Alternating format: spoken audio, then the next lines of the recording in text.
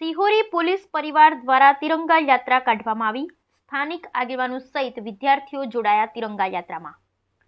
સમગ્ર દેશમાં આઝાદીના અમૃત મહોત્સવની ઉજવણી કરવામાં આવી રહી છે, જેમાં 15મી ઓગસ્ટના દિવસે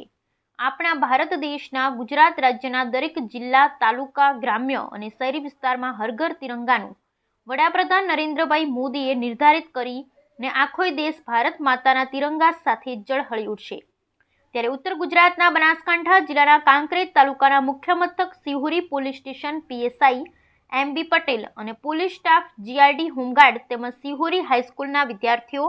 અને કર્મચારીઓ સહિત સિહોરી સરપંચ શાંતુભા ડાભી, જિલ્લા ભાજપના પૂર્વ મહામંત્રી ભારતસિંહ ભટ્ટેસરિયા, ગણપતલાલ પ્રજાપતિ, અરવિંદ ગોહિલ, કપૂરસિંહ પરમાર જોડાયા હતા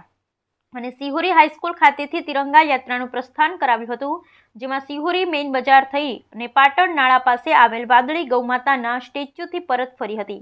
અને ઉપસ્થિત મહાનુભાવોનો સિહોરી પીએસઆઈ એમબી પટેલનો આભાર વ્યક્ત કર્યો હતો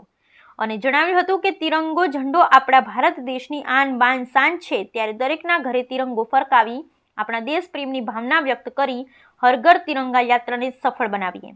સિહોરી પોલીસ સુરક્ષા સેતુ ટ્રાફિક પોલીસના વિરમસિંહ વાઘેલા અને ડી સ્ટાફ દ્વારા બજારમાં ટ્રાફિક સમસ્યા દૂર કરી તિરંગા યાત્રીની રેલી નીકાળી સફળ બનાવવા સુંદર રીતે કામગીરી કરવામાં આવી હતી।